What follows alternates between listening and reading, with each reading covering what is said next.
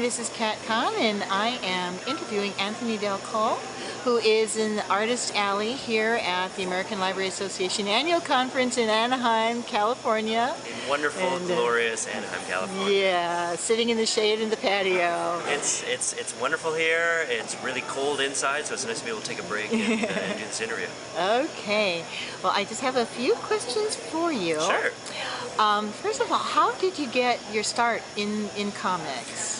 Well, this is Kill Shakespeare. I'm the co-creator and co-writer of Kill Shakespeare, along with Conor McCreary and Andy Belanger as our artist. This is actually our first. This is my first comic book project. I have extensive backgrounds in film, and TV, and music up in Canada, where we're from.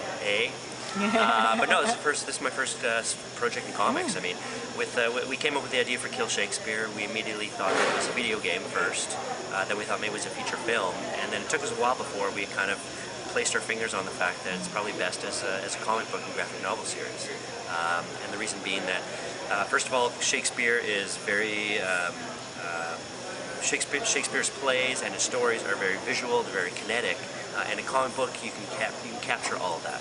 And you can do it for a fraction of the cost of what it would be in a feature film or video game or anything like that. And you know, we just love the fact that Shakespeare is very highbrow. It's perceived as very highbrow, and comic books, unfortunately, are kind of perceived as very lowbrow. And so we'd like that combination, bringing those two together, and kind of meet halfway through.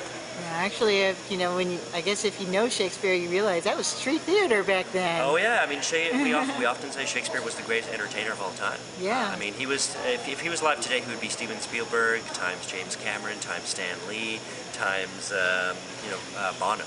I mean, he was the ultimate entertainer. I mean, he created entertainment that would appeal to the royalty that would have their own private seats in the balconies, as well as the average person that would pay a couple ducats and have to stand in the mud and watch his productions. And I mean, his stories had everything. That's exactly what we tried to do with Kill Shakespeare.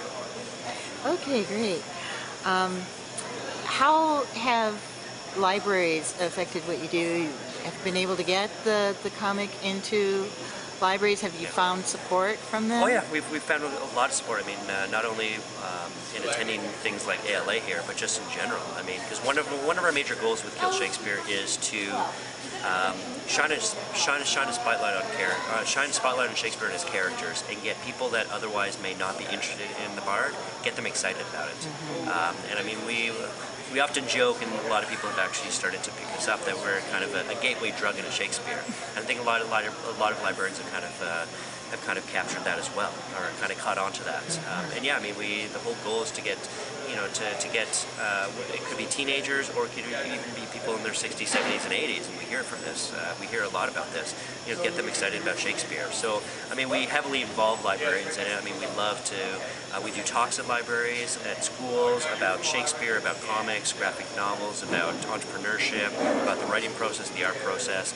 And in fact, in the actual design of Kill Shakespeare, we actually have we've had a lot of librarians that have done some consulting with us in terms of like what works, what doesn't work, what might be a little too racy in terms of, say, I mean, there's no nudity, there's no sex or anything in this, but just, are we showing too much skin in some scenes? Because comic books are known for very voluptuous females, and Lady Macbeth is a little voluptuous. So we want to make sure that there's not too much skin and also violence content, just to make sure that it is palatable for people as young as 12 and 13. Okay, great. Is there another comic by anyone else out there that you would recommend to someone who wants to read? I mean, my favorite comic series of all time is Y: The Last Man by Brian K. Vaughan. I mean, it's a great concept. I mean, for those that aren't familiar with it, it's one day all of a sudden this virus affects the Earth, and every single male species, not only of humans but of every species, just drops dead, except for one man and his pet monkey. Yeah. And he has to try to figure out what's going on, and he wants to try to get to Australia to see his girlfriend. But no, I mean, it's got everything in it. It's got a lot of comedy. It's got Shakespeare references, of course. I mean, the main character is called Yorick, hence Y: The Last Man. It's got a lot of intrigue, suspense. It's got a sci-fi element to it. Yeah, it has all elements, so it's something I really recommend.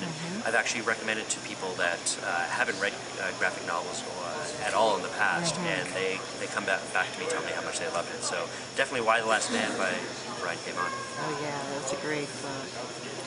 Now, what one piece of advice would you give to someone who came up to you and said, man, I want to start creating comics?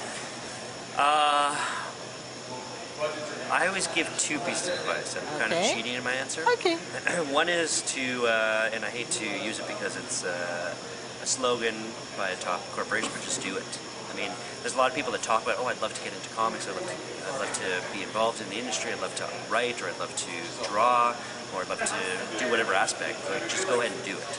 I mean, Malcolm Gladwell talks about in Outliers, the 10,000-hour rule, and which is that, you know, whether it's the Beatles or athletes or, you know, musicians or anyone, I mean, you need 10,000 hours of practice or rehearsal in order for you to reach that level of expertise.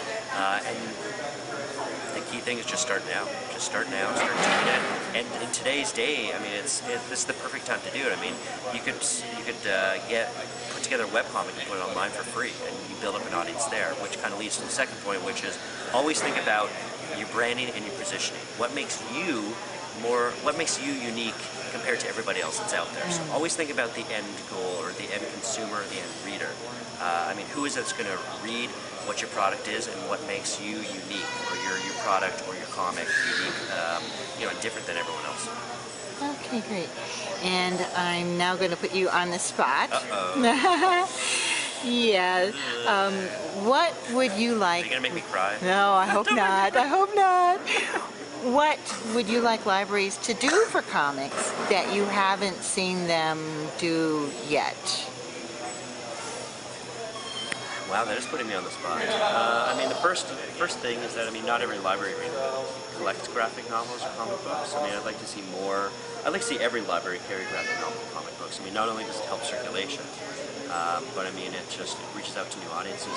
The other thing is try to, even those that do carry graphic, Oh dear. even she's upset. No, the other thing, unfortunately, and I mean, even those that do have graphic novels, sometimes they really ghettoize them. And maybe it's because a lot of books, she's really upset about the Yes, ghettoization. yes. Oh dear. See, you're hurting librarians Oh, that no. are not properly. You're hurting them. Look, listen to her. Oh. Listen to her.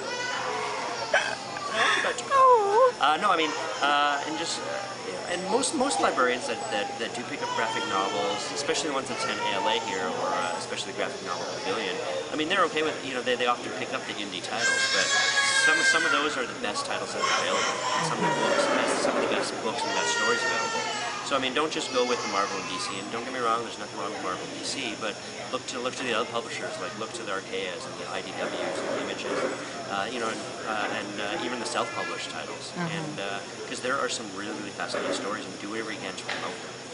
You know, put together special graphic novel months or weeks, and you know, special displays, and promote these indie titles, because not only do they really need them, but I think you really, in the long run, you're going to not only help the artists and the creators, but you're going to share some really fascinating stories.